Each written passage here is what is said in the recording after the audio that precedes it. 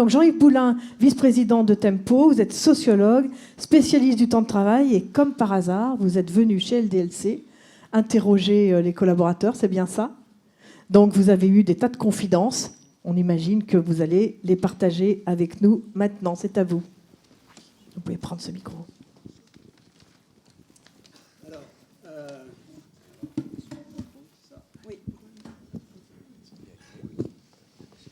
oui, alors bonjour à tous, ceux que je n'ai pas eu le temps de saluer depuis ce matin au petit déjeuner. Ça ne va pas être une conclusion, hein, ça va être plutôt, je voudrais un peu élargir le champ, il n'y a pas que LDLC dans la vie, et un peu voir un petit peu, prendre un peu de recul historique et puis revenir effectivement sur ce que vous appelez les confidences, mais pas seulement chez LDLC, dans d'autres entreprises également. D'une part, ce que je voudrais dire d'abord, c'est que l'expérience de LDLC elle est représentative d'une rupture, d'un vrai changement. Je ne sais pas s'il est bénéfique ou pas, mais en tous les cas, d'un changement dans la manière d'aborder ces questions du temps de travail. La rupture, elle est de trois ou quatre natures. Premièrement, Laurent l'a dit, c'est l'employeur qui propose. Jusqu'à présent, depuis le milieu du XIXe siècle, les avancées en termes de réduction du temps de travail, elles étaient portées par le mouvement ouvrier, par les syndicats. Là, ils sont absents. Au mieux, ils sont consultés. Au pire, ils ne sont pas là, parce qu'en particulier en France, on n'a pas beaucoup, on a un taux de syndicalisation qui est plutôt faible. Il y a des exceptions à ça. Les exceptions récentes, ça a été l'Islande, où il y a eu un grand mouvement de réduction du temps de travail qui est parti effectivement à l'initiative des employeurs, en particulier du secteur public, mais avec le soutien des syndicats. Et le deuxième, c'est l'Allemagne, avec IG Metall en particulier, le syndicat de la métallurgie, 4 millions de syndiqués, excusez du peu, un petit peu moins maintenant, et qui a mis à l'agenda des négociations tarifaires qui vont avoir lieu là en novembre, la semaine de 4 jours à 32 heures. Mais ça, c'est la première rupture pour moi. La deuxième, c'est qu'effectivement, du coup, ça va avec, c'est qu'on n'est plus sur un échelon national, comme par exemple les 35 heures, comme au Portugal en 1996, comme en Slovénie en 2004, etc., et puis d'autres pays dans les années 80.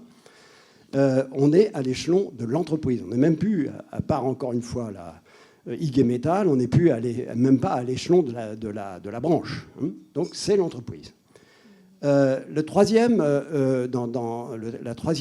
chose, c'est que, en tous les cas, depuis les décennies, les 4 dernières décennies, c'était l'emploi qui était au cœur, qui était un des objectifs. L'objectif majeur pour les syndicats, c'était l'emploi. Pour les patrons, c'était la productivité, bien évidemment. Donc on avait un échange dans les années 80-90 entre flexibilité d'un côté, ce que j'appelle la flexibilité productive, la flexibilité pour améliorer la productivité, la compétitivité, échanger contre la réduction du temps de travail. Là, c'est différent.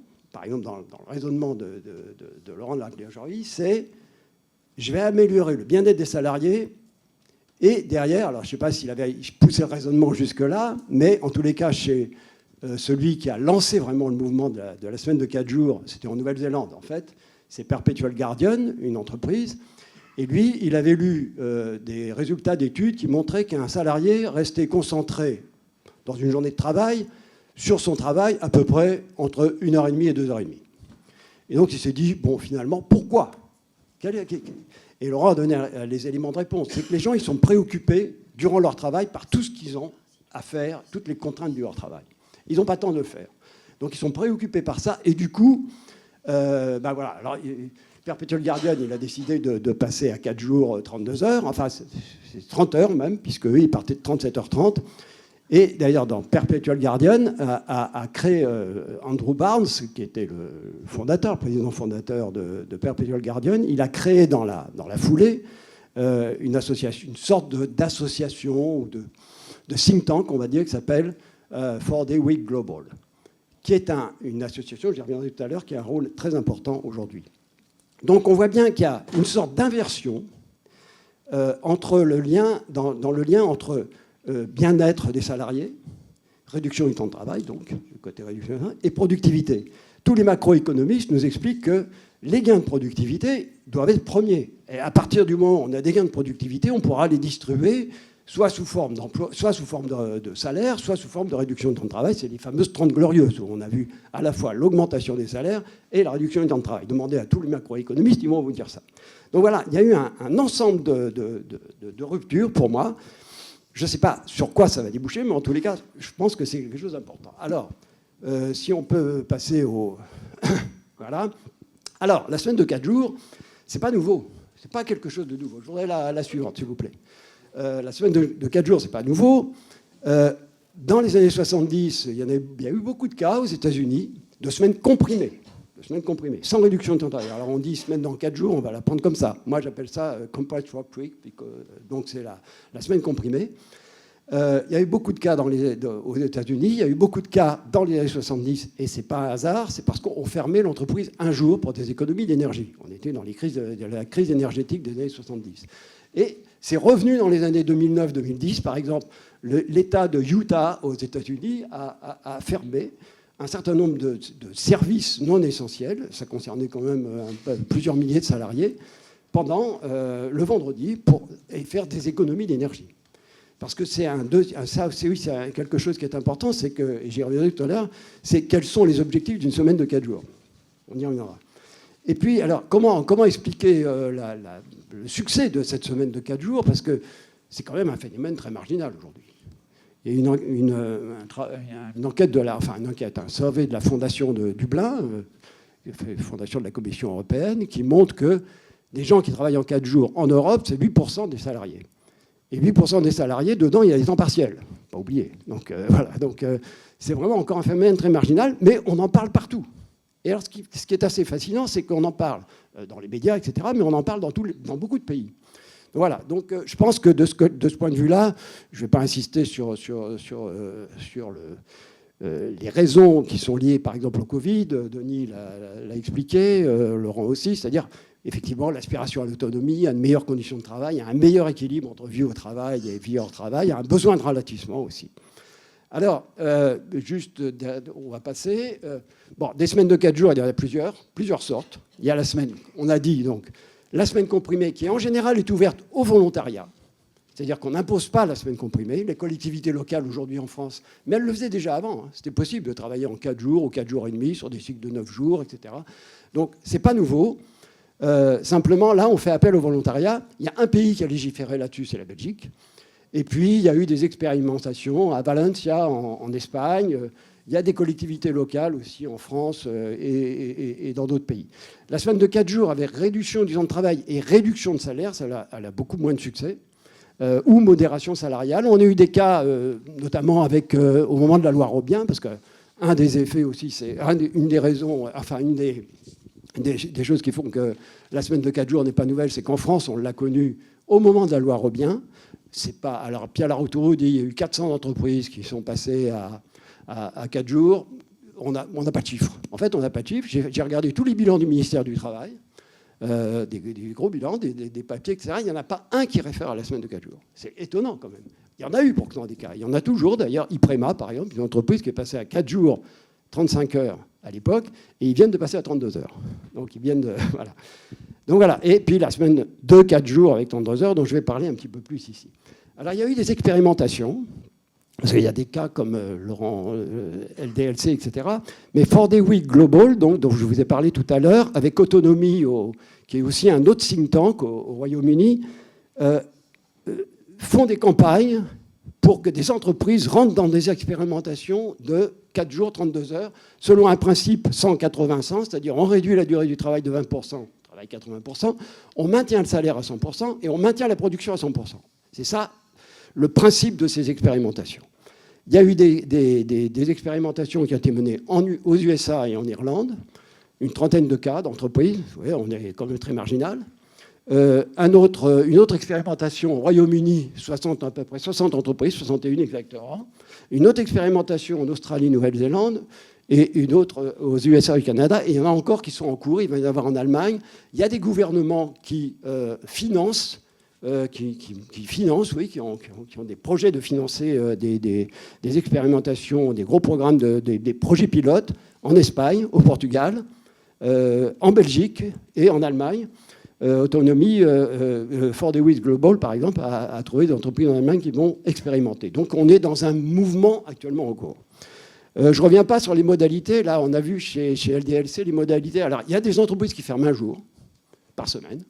Il y en a d'autres où le jour est tournant. Il y en a où c'est... Alors, ce qui est marrant, par exemple, chez IT Partners, qui est une autre entreprise où je suis allé, ils changent tous les trimestres. Ce qui est assez curieux comme système. Mais ils changent tous les trimestres parce que le patron de IT Partners dit tout le monde voudrait plus ou moins le vendredi ou le lundi, donc il n'y a pas de raison, on change tous les trimestres. Ce n'est pas toujours très, très bien vécu, mais enfin, en tous les cas, pour l'instant, ça fonctionne comme ça. Alors, sur les impacts, si on vient sur les impacts, ce qu'a dit Laurent, ça se retrouve pratiquement dans toutes les entreprises, dans tous les cas, dans tous les expérimentations, en tous les cas. Alors, je précise quand même une chose, les expérimentations, c'est 6 mois. Donc, ils suivent les entreprises. Alors, c'est pas des cabinets, c'est des académiques, c'est des enquêtes vraiment rigoureuses, scientifiques, qui sont menées par Boston College, une collègue avec qui j'ai travaillé plusieurs fois, qui s'appelle Juliette Shore, qui est très connue aux États-Unis, Cambridge University avec Brandon Burchell, et puis UCD, c'est-à-dire University College Dublin. Donc voilà, ils utilisent vraiment des méthodes de travail qui ne sont pas des méthodes de sondage. Ils utilisent par exemple le Semainier, des enquêtes emploi du temps de, par exemple, l'American Time User Survey. Ils utilisent le Semainier pour pouvoir voir comment les gens utilisent leur temps. Mais les résultats du point de vue de l'entreprise, ils sont très convergents. C'est d'une part l'augmentation du chiffre d'affaires, comme on l'a dit, la baisse de l'absentéisme, la baisse du turnover, qui parfois peut poser des problèmes, et un impact sur l'emploi qui est assez variable, contrasté, puisqu'aux États-Unis, il y a eu une croissance de l'emploi de 12%, pour une réduction du temps de travail entre 10 et 20%, je dirais. Mais par contre, une réduction au Royaume-Uni. Alors, du point de vue des salariés, il y a dans tous les cas des baisses du temps de travail qui ne sont pas de... Alors, au départ, on dit c'est 20%, c'est plutôt 10%. Là, on voit une baisse en moyenne de 4 heures. C'est plutôt donc du 10%, etc. Mais 9%. Et il y a une partie qui a une augmentation, c'est plutôt des salariés à temps partiel, donc ils remontent leur temps de travail. Et puis il y a une baisse, ce qui est assez curieux et assez paradoxal, une baisse du recours aux heures supplémentaires. Ça, il faudrait pouvoir l'expliquer de façon plus précise. Une baisse de la fréquence du télétravail. Et une majorité des gens estiment être plus productifs. Attention, on est dans du self-report, c'est-à-dire on est dans des enquêtes où les gens répondent à des questionnaires, etc. Je voudrais préciser une chose. C'est un fait sociologique qui est très connu, ça s'appelle l'effet Hawthorne, du nom de son auteur qui l'avait. C'est-à-dire que quand des salariés savent qu'ils sont enquêtés, etc., ils ont tendance à adopter des comportements vertueux. Donc il faudrait pouvoir dépasser les 6 mois en question. C'est pour ça que c'était intéressant d'aller chez LDLC, chez IT Partners, chez Welcome to the Jungle, qui eux ont commencé en 2019, avant la pandémie.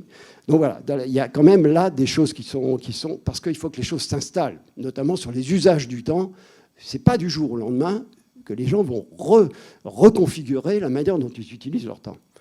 Voilà. Alors, je dirais que les effets de la semaine de 4 jours, ils sont probants du point de vue de l'entreprise, ils sont probants sur un certain nombre de choses, en particulier au regard du travail, mais l'intensité augmente. C'est un peu logique. Hein. Dans tout, même chez LDLC, les gens disent l'intensité a augmenté, on travaille de façon plus intense, et c'est un peu logique, puisque c'est à 32 heures.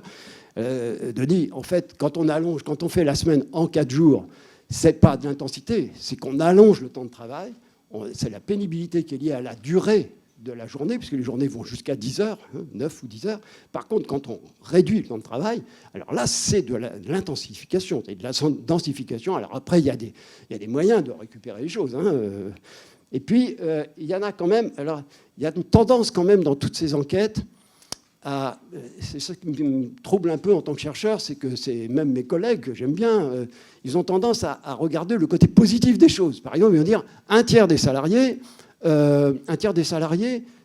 estiment que l'intensité n'a pas augmenté. Et ça va, il y a un tiers qui estime que ça a augmenté, et puis un autre tiers qui dit je ne sais pas trop. De même pour la complexité. Merci beaucoup, Lucie. Alors, du point de vue des salariés, il y a clairement une baisse du niveau du stress et du burn-out. Moi, ça, c'est des enquêtes quantitatives. Moi, dans mes enquêtes qualitatives, j'ai remarqué effet positif sur la santé mentale, sur la santé physique, sur baisse de l'anxiété, etc., réduction des problèmes de sommeil, amélioration de l'équilibre bien-être entre vie professionnelle et vie personnelle, notamment une baisse des conflits travail, famille, travail, une baisse de ceux qui estiment c'est des questions qui sont posées dans les enquêtes, les grandes enquêtes européennes, une baisse de ceux qui estiment qu'ils sont trop fatigués après leur travail pour faire d'autres tâches domestiques, s'occuper de leurs enfants, etc. Et puis l'arbitrage temps-salaire. Alors là, il y a des questions qui sont posées dans l'expérimentation, c'est ce serait quoi l'augmentation de salaire qu'il faudrait pour revenir à la semaine de 5 jours. Vous voyez un peu les chiffres là. Bon, quand même, près de la moitié, enfin 40%, c'est entre 25 et 50%. Et puis, il y en a 13% qui n'accepteraient pas. Alors, la semaine de 4 jours, est-ce que ça pose des problèmes pour l'utilisation du temps? Mon cher Denis, il te posait la question. Alors, effectivement, vous pouvez passer la suivante, parce que je l'aime bien, celle-là. Voilà, donc... Alors, j'ai rencontré quelques cas comme ça. Mais alors, vraiment, très franchement, pas beaucoup. Pas beaucoup de gens qui disent « Ah, je ne sais pas quoi faire ». Il y en a qui m'ont dit il m'a fallu un certain temps quand même pour revenir. Alors, c'est quoi les usages du temps libéré? Alors, je vais revenir, moi, plutôt sur mes enquêtes qualitatives, parce que les autres sont intéressantes, mais ça se recoupe. Alors, moi, dans ce que j'ai vu, c'est que la plupart du temps, les 2/3, ils font toutes les tâches qu'ils font d'habitude le week-end, ils le font ce jour-là. Ce qu'ils font, c'est après, s'il vous plaît. Ce qu'ils font, c'est ils libèrent le week-end. Ils rendent le week-end free. Voilà, ils libèrent leur week-end, ils font en sorte que le week-end, il n'y ait plus toutes ces tâches, etc. Et ils sont très contents de ça, c'est-à-dire d'avoir un vrai temps libre durant leur week-end. Alors ça, c'est la majorité des gens, mais pas tous, mais quand même la majorité. Tous ceux qui ont des enfants, qu'ils soient hommes ou femmes, qui sont parents de jeunes enfants, disent qu'ils passent plus de temps auprès de leurs enfants. Ça, c'est vraiment, et y compris chez les hommes. Hein. Bon, alors chez les femmes, c'est vrai, mais on le vérifie plus peut-être chez les hommes, en tous les cas dans l'enquête, dans les enquêtes qui sont menées dans les autres pays, Australie, etc. On voit que c'est plus les hommes les hommes ont tendance à augmenter plus en proportion le temps qu'ils passent auprès de leurs enfants. Donc ça, c'est un constat qu'on avait fait aussi avec les 35 heures en France, notamment dans une étude qu'avait menée Dominique Méda avec Orin. D'une façon générale, ça renforce les liens familiaux, c'est-à-dire les soins aux ascendants. S'il y a des personnes qui ont besoin de soins, des soins aux ascendants, soins aux enfants, etc. Et ça renforce aussi les liens amicaux. Un peu moins de tiers disent avoir repris des activités sportives. Pour ceux qui pratiquaient déjà, ils augmentent la fréquence. Il y a 20% qui se livrent à des activités culturelles. Alors tout ça, c'est cumulatif. Hein. Ils peuvent faire une chose et l'autre. Mais notamment, il y en a qui disent « Avant, je n'avais pas le temps d'aller au cinéma, je n'avais pas le temps d'aller au théâtre, je n'avais pas le temps d'aller au musée. Maintenant, ce jour off, je peux le faire. » Et puis, 44% quand même de mon échantillon ont repris un hobby qu'ils avaient plus le temps de faire. C'est de la peinture. Il y en a un chez le DLC, on peut le dire, puisqu'il a fait une émission de télé, qui carrément, il est passionné par la boucherie, donc il suit un CAP de boucherie. Et le vendredi, là, pendant que j'étais, il me dit « Ah oui, moi, vendredi prochain, je serai en stage dans la boucherie. » Il fait un CAP de boucherie, etc. Alors je lui dis « Mais vous voulez changer de boulot, etc. » Il dit « Non, je suis très bien, c'est bon, c'est ma passion. J'ai envie de savoir comment ça marche, etc. J'aime bien cuisiner, etc. » Donc voilà, donc on a un peu de tout. Il y a des gens qui sont supporters d'une équipe de rugby, ils ne pouvaient pas suivre leur équipe de rugby parce qu'il faut partir un peu plus tôt et revenir un peu plus. Bon, voilà, ils en profitent. Il y en a beaucoup qui en profitent pour voyager. Là, le rebond du point de vue de l'environnement, il peut être aussi, il faut voir l'effet rebond du point de vue de l'environnement, parce que très souvent on dit la semaine de 4 jours. C'est un peu c'est comme si c'était la martingale, quoi. C'est-à-dire d'un côté, c'est bon pour l'entreprise, c'est bon pour les salariés, c'est bon pour l'environnement. Alors, quand on regarde toutes les enquêtes qui ont été faites depuis des années et des années, on s'aperçoit que pour pouvoir tenir tout ça, et c'est bon pour l'emploi, disent en plus certains. Alors, pour pouvoir tenir tout ça, il y a des études de l'OCDE en masse qui nous montrent que c'est un peu compliqué quand même. Et je vais un peu décevant peut-être pour le thème de notre journée, de nos journées, sur le temps collectif. Il y en a 2 qui se sont engagés qui sont engagés dans des activités civiques, mais ils l'étaient déjà avant. Simplement, ils peuvent y passer plus de temps. Une personne chez Welcome to the Jungle qui fait des maraudes, etc. Elle dit, bon voilà, du coup, je suis moins fatigué, je peux le faire, etc. Et dans l'échantillon, alors moi, j'en ai pas rencontré, aucun n'a repris un autre job. Aucun n'a repris un autre job. Alors, je voudrais finir. Alors, il y a quand même sur le degré, j'avais quelques verbatims, si on peut, avant. Ah oui, c'était avant. Voilà. J'avais quelques verbatims qui sont intéressants, vous pouvez lire, sur qu'est-ce que pensent les gens, quoi. Ils disent... Je pense que ce qui est important, c'est de voir, alors effectivement, de libérer le week-end. Ce qu'il faut voir aussi, c'est la question de l'équilibre entre le temps hors travail et les temps de travail. La maîtrise du temps. Moi, ça m'intéresse. Voilà, la personne qui me dit, c'est la maîtrise du temps qui m'intéresse. Avoir une maîtrise sur sa vie, c'est important. Quand on a un niveau d'éducation faible, on n'est rien. Et le fait d'avoir une maîtrise du temps apporte de la dignité. C'est un chariste qui m'a dit ça. Le temps à soi aussi, ce que Dumasdier appelait le temps ipsatif, c'est-à-dire c'est ma journée pour moi, c'est la liberté, je vais au ciné seul, etc. Et puis, pour expliquer un peu la question des gains de productivité, il y a un côté, en tous les cas, chez LDLC, chez Welcome to the Jungle, ça, dans toutes les boîtes que j'ai vues, mais c'était vrai aussi dans les expérimentations un peu détaillées, comme chez Perpetual Guardian, les gens disent, on m'a fait un cadeau, et donc, moi, je dois rendre à l'entreprise. C'est une entreprise, Perpetual Guardian, c'est un peu comme LDLC, c'est une entreprise néo-zélandaise, avec une vraie politique sociale. Tous les indicateurs sont au-dessus de la moyenne, les indicateurs de bien-être, etc., sont au-dessus de la moyenne de la Nouvelle-Zélande. Et là, ils disent, ouais, quand même, mon entreprise a fait beaucoup de choses pour moi. Et du coup, je vais rendre. Et on a envie de défendre ça, etc. Ils se sentent redevables par rapport à l'entreprise. Ça peut expliquer aussi l'énergie qu'ils peuvent mettre, etc. Et je conclurai sur une chose quand même, sur un peu un questionnement. Du point de vue du hors-travail, je trouve qu'il y a vraiment un repli sur la sphère du travail par rapport au thème de nos journées de tempo aujourd'hui. C'est plutôt un repli. Alors, ça ne veut pas dire, bien sûr, on s'occupe des enfants, on s'occupe des personnes, des ascendants, on s'occupe du voisinage, etc., des relations amicales. Mais il n'y a pas, par exemple, l'engagement civique qu'on aurait pu... Voilà, que tous les sociologues, effectivement, beaucoup de sociologues du temps libre disent « Ah, mais c'était du Masdier, etc. C'est l'éducation populaire. On va réduire la durée du travail. Les gens, ils vont s'investir, ils vont faire de la politique, ils vont faire du syndicalisme, etc. » Non, ils ne le font pas. Alors peut-être qu'ils vont le faire plus tard. On va voir. Mais en tous les cas, pour l'instant, ce n'est pas ça. Et il y a quand même un côté à renforcer l'individualisme. On fait des activités individuelles. On fait du sport, du coup, tout seul, puisque les autres ne sont pas libres. Donc si on joue au tennis, le jour off, les autres, ils n'ont pas le jour off ce jour-là. Donc on fait plutôt des sports individuels. On va dans sa salle de gym, on va faire des exercices. Ça ne veut dire qu'on ne rencontre pas des gens, etc. On développe son hobby, etc. Et dans la sphère du travail, c'est un peu ce qui a été soulevé, à la fois par Denis et par toi, Laurent, la question de la dynamique collective. Parce que quand même, dans beaucoup de ces entreprises, pas chez LDLC, mais dans d'autres, on réduit quand même les pauses. On réduit les temps de réunion, comme chez LDLC, on a réduit les temps de réunion, quand même, beaucoup. On réduit les temps de réunion. Si Microsoft, ils étaient arrivés à dire une réunion, c'est pas plus de 5 personnes et pas plus de 30 minutes. Boum, boum. Ah, voilà. Alors, bon, ça, c'est... Juste pour l'anecdote des réunions, parce que j'ai une anecdote dessus. Il y a 3 ans, j'en avais marre des réunions, il y avait 40 personnes et autres. Et donc, je suis arrivé un matin dans la boîte. Et j'ai envoyé un message sur le réseau interne en annonçant à tous les salariés de toutes les entités de la boîte que les salles de réunion étaient toutes fermées pour 3 mois. Alors sur le coup, ils ne m'ont pas pris au sérieux, mais c'était très sérieux. Ils ont paniqué. Ils n'ont pas eu de salle de réunion pendant 3 mois. Et depuis, on n'a plus besoin de salle de réunion parce qu'en fait, Alors, je n'ai pas interdit les réunions en tant que telles. Je leur avais dit, vous avez une cafette, vous avez la machine à café, vous avez une cafette, l'endroit où vous mangez à midi, vous avez la machine à café, vous avez votre bureau. Donc vous pouvez toujours vous réunir, mais moi je savais qu'en faisant ça, déjà j'aurais plus de réunion de 40 personnes. Et ça s'est rééquilibré autour de ça. Et aujourd'hui, si vous venez dans nos locaux, vous verrez qu'il n'y a plus de salle de réunion. Parce que les gens se sont totalement adaptés. Et en fait, le système fonctionne, mais de façon naturelle.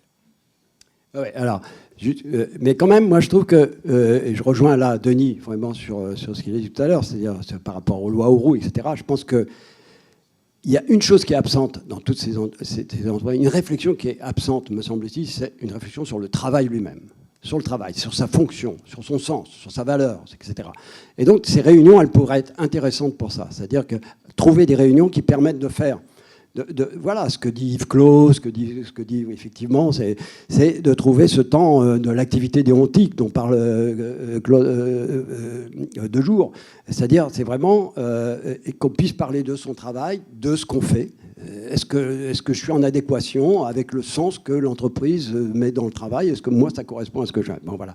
Et donc là, je pense que c'est très important. Et quand même, pour aller un peu...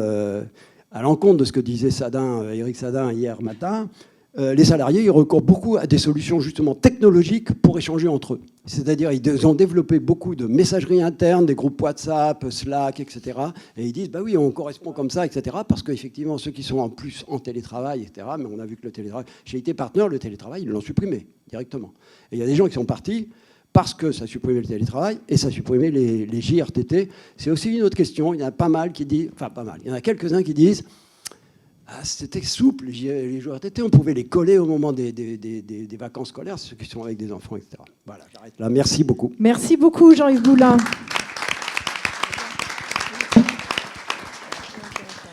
Alors, on va avoir un tout petit temps de questions avant notre prochaine séquence.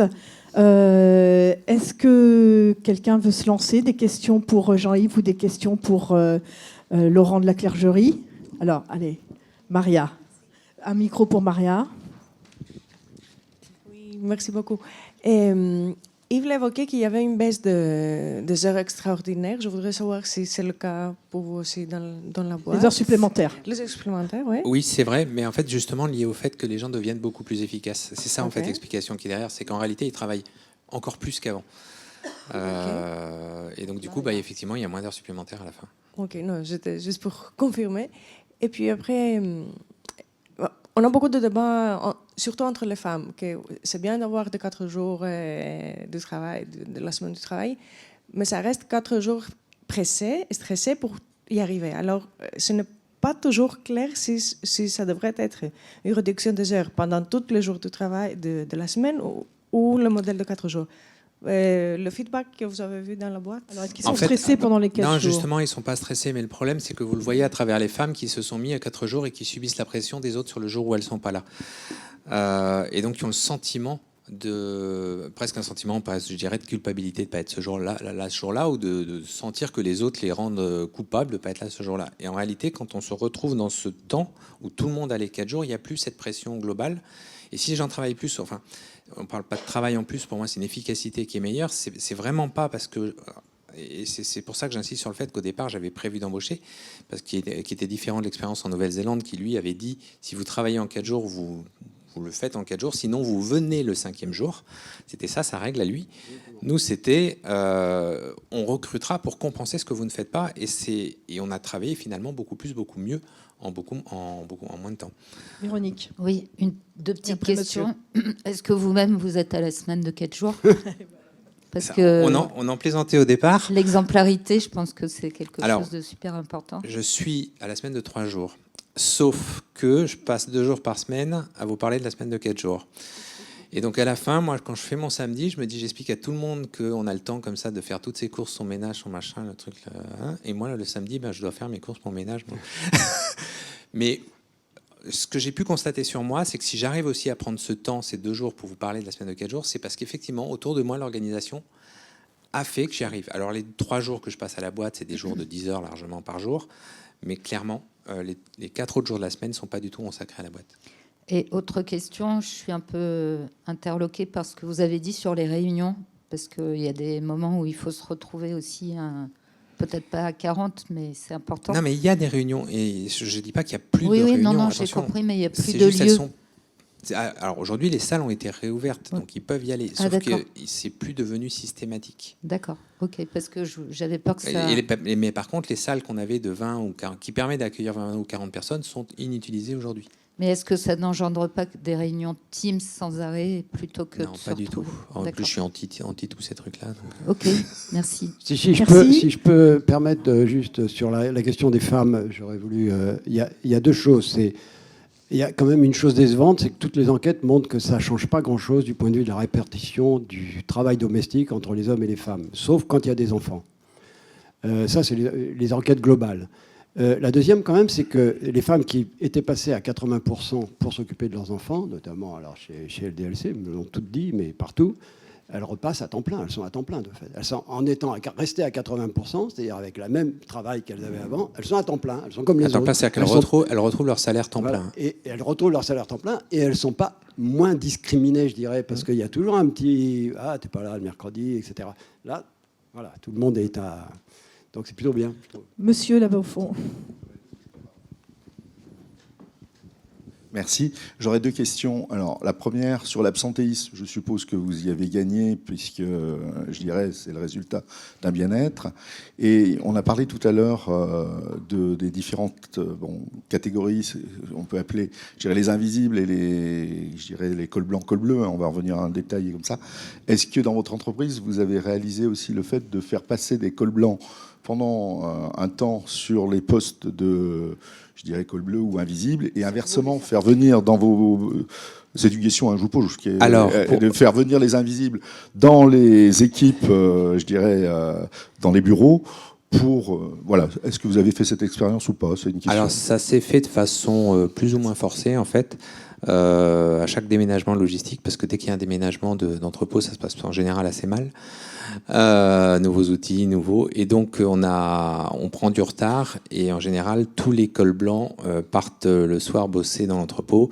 Et ça leur fait le retour d'expérience. Et les cols bleus sont très contents de les voir arriver, les aider. Et c'est arrivé en 2005 et c'est réarrivé l'année dernière.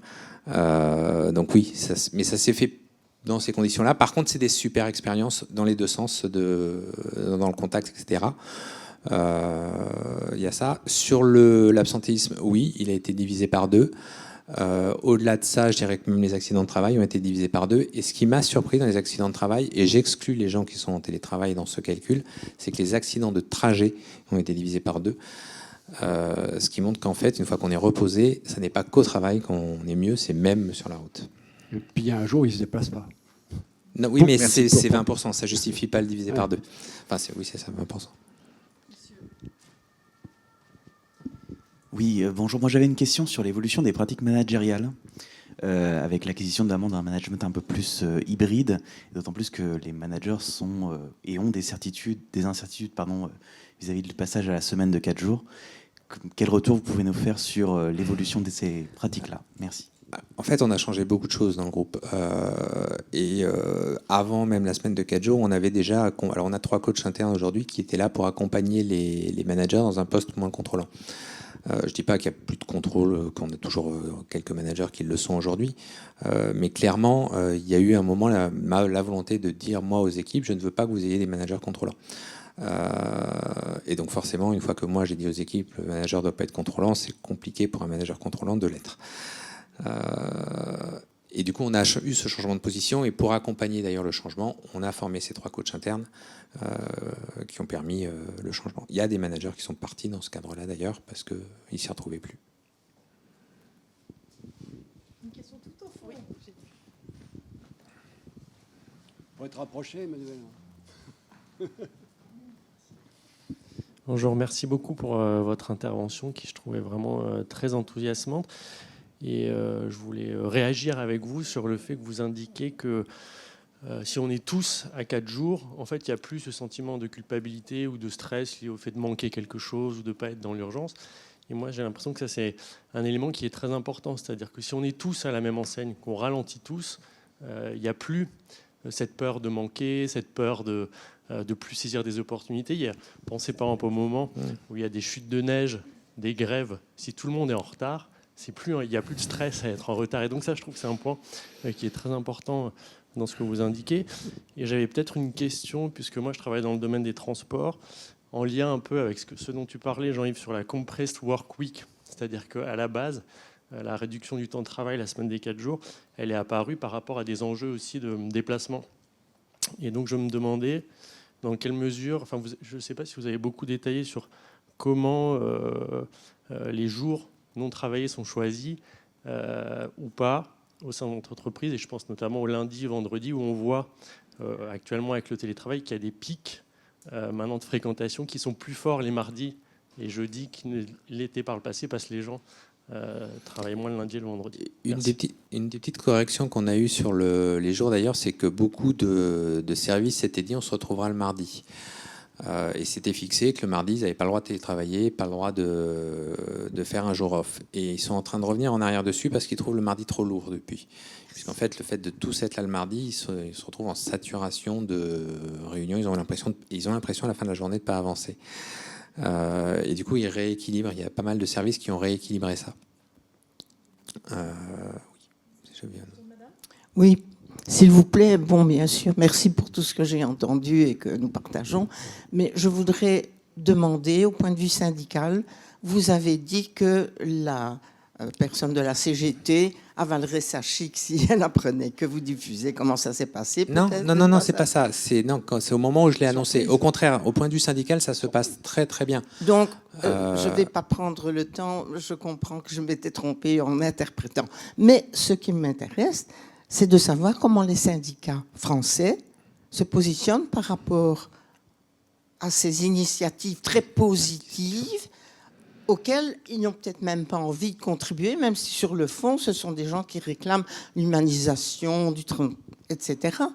Ça m'intéresse très fort. Je suis belge et la position des syndicats est plus facile peut-être, je sais pas.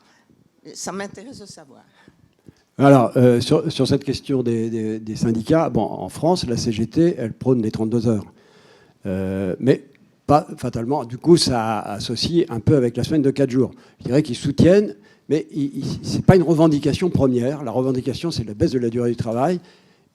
La forme que ça peut prendre, c'est quelque chose qui est plus sujet à discussion. Et la CFDT, par exemple, elle regarde ça aussi, mais alors, quand c'est associé à la réduction du temps de travail, il n'y a pas de problème. Mais sinon, quand c'est la semaine en 4 jours, c'est-à-dire la même durée du travail, comme en Belgique, les syndicats, ils sont montés au créneau. Hein, quand ils ont annoncé la loi, quand ils ont voté la loi, ils étaient contre. Mais la CFDT, par exemple, elle dit si les entreprises le font et si les salariés sont d'accord, il n'y a pas de problème, ils sont ouverts. Mais c'est assez curieux, ils sont assez frileux, je dirais, sur cette question. Par contre, dans les entreprises où ça se passe, oui, effectivement, le patron, non. Pareil, il ne l'a pas dit, Laurent, parce qu'il est discret, mais quand je suis allé le voir dans son bureau, il y a une espèce de panneau que les salariés lui ont offert avec des signatures et des témoignages de ce que ça leur avait apporté, et c'était que des merci et des trucs comme ça. Je l'ai pris en photo parce que j'aurais pu la mettre, mais je ne voulais pas gêner Laurent. Mais effectivement, alors, par rapport à ce que disait Emmanuel, la question de la généralisation, quand on parle de la génération, moi, ce qui me frappe, c'est que les salariés de LDLC, de Welcome to the Jungle, qui sont beaucoup plus jeunes, alors eux, ça passe, ils font avec du télétravail, etc. Il y a un effet de génération. Hein. Moi, les plus vieux, en tous les cas, quand il y a des gens plus âgés dans les boîtes, ils sont un peu plus réticents. Ils ont du mal. Ils disent « Oui, non, mais c'est quoi ça ?» etc. Donc, moi, j'en ai vu plusieurs qui étaient très réticents. Mais ce qui ressort, c'est aussi le côté un peu symbolique, quoi. C'est-à-dire de dire on est fier on appartient à une tribu un peu particulière, et si ça se généralise, ils seront plus particuliers. Donc, merci. On prend la question suivante. Alors, bonjour. En fait, la précédente question m'a encouragée à poser celle que j'ai en tête. C'est-à-dire que ce que vous exposez est très intéressant, mais par contre, c'est que des exemples du privé, avec quand même, au fond, la question d'un chiffre d'affaires qui se redistribue aux salariés. Et du coup, quand on est dans une sphère publique, l'équation n'est pas la même. L'équation n'est pas la même, et même le système de décision n'est pas la même. C'est-à-dire que, quelque part, là, dans une boîte privée, vous êtes le patron, voilà, et la chaîne ensuite de décision, elle est assez simple. Dans une collectivité, il y a l'administration, il y a la sphère politique, et du coup, le système de décision est quand même beaucoup plus complexe, multifactoriel, et voilà. Et du coup, voilà, étant moi à la métropole, enfin, et j'essaye du coup de voir un peu quel écho ces exemples et ces réflexions ont dans notre collectivité. Et du coup, j'ai encore quand même beaucoup de questionnements sur ce Alors, sujet. c'est dommage que la vice-présidente, Madame Khélifi, soit pas là. Est-ce que Laurence Beaufet, alors c'est pas votre rayon. Il y a juste un truc aussi, et il y a les 1607 heures. Ah oui, c'est ça. Est-ce que Laurence, vous voulez... En France, en tous les cas. Alors, ça sera quand même assez partiel. Oui, il y a la contrainte, effectivement, déjà nationale, des choses qu'il faudrait quand même faire évoluer plus globalement. Mais là, ça rejoint ce que Laurent de la Clergerie essaye de faire pour la généralisation des choses. Après, sur la métropole, l'expérimentation qu'on fait là, elle est assez partielle malgré tout. C'est-à-dire qu'elle ne concerne pas tous les métiers, c'est pas toutes les directions. C'est là où on a aussi sur volontariat, c'est aussi une difficulté de réflexion sur toute la ligne hiérarchique. Je passe le détail, mais Zemorda Khélifi l'a dit. Je pense qu'on ne fera pas l'économie, si on veut avancer, de vraiment réfléchir à comment on travaille et comment on se partage tout ce travail, tout ce qu'on a dit depuis ce matin. Et par exemple, pour avoir, moi, la délégation de la relation usagée, on a commencé tout juste à avoir des idées ou des réflexions, de se dire c'est quoi, en fait, finalement, nos horaires d'ouverture, comment on pourrait s'organiser pour les avoir malgré tout, etc. etc. Et au-delà de ça, mais ça, c'est peut-être dans les conclusions ou dans ce que Jean-Yves a expliqué, c'est une réflexion sociale plus importante, plus large, et pour le public, on ne fera pas l'économie justement de se dire qu'est-ce qu'on met au pot pour que le service public fonctionne bien et comment on se partage toutes les tâches qu'on a à faire les uns les autres. Dans des contextes où, en particulier à la métropole, on a énormément de métiers différents et là-dessus on est très inégaux. Et ça, c'est aussi un enjeu de refaire un certain nombre d'équilibres. On n'échappe pas non plus à... pour certains, c'est beaucoup plus facile que pour d'autres. Et à des questions aussi qui se rejoignent de... Ah oui, mais entre col bleu, col blanc, on l'a aussi ça à la métropole, même si on est tous dans le public. Donc ces réflexions-là, par contre, il faudra qu'on les affronte. Et souvent, c'est pas comme ça qu'elles sont vues. Aujourd'hui, par exemple, le télétravail est vu comme un dû par les personnes. Moi, je l'interroge un peu.